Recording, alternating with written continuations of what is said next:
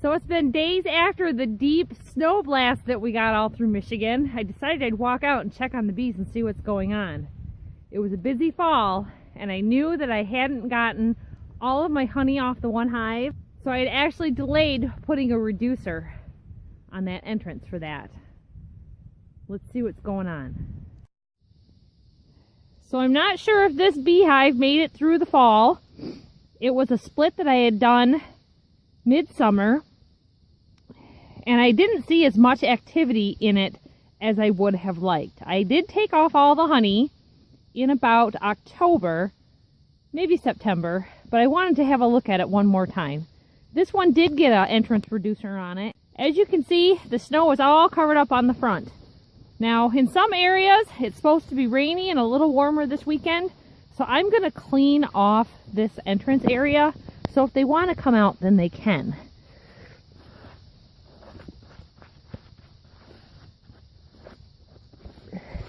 Now you can see, right here is my entrance reducer, and you can move it down to this smallest entrance right here.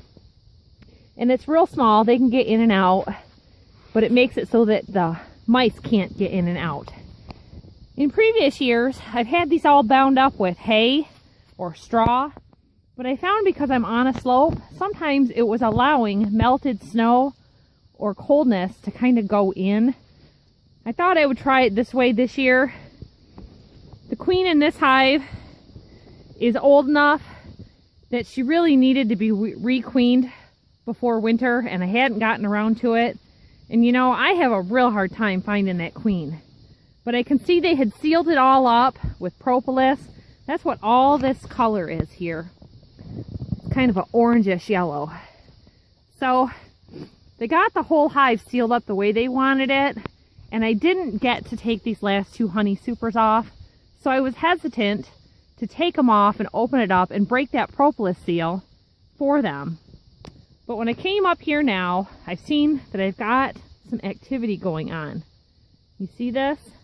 That's little bits of beeswax. But judging from the size of that hole, I think I've got a mouse living in there. That's not from the bees. It's been way too cold for them to come in and out. So I have got to find out what's going on with this. The mice will actually get in there and eat the bees. They're probably in a cluster in this second super at this point, or second brood chamber. So if I tapped on this, a mouse might come running out. If the mouse ran out, I would want to keep him out. So I'm going to have to get an entrance reducer in hand. And I got to scrape off this little bit of ice here so that the entrance reducer will go in. And I'm probably going to have to bring a hammer to tap it out. So I'm going to wait to do this. I got to walk back up and go get those supplies, because I really should have had that on there. A mouse will get in there and eat everything that is in there. The bees, the honey, the wax, and have a nice little house for himself this winter. So that was bad management on my part. So I'm going to see what I can do to get him to come on out. So if the mouse wants in there, or if he's out, he's going to have to fight to make it. But that little bit, you can see, I don't see any little mouse tracks of him going in and out. Except for right there. That little hole, he could have ran off down into there.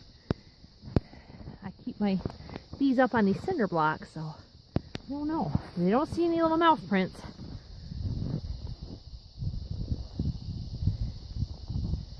That beehive's doing good. I don't see anything going on over there, mischief-wise. Sometimes you see raccoons and possum tracks. Oh, there's the little critter tracks right there. Can you see them? Yeah.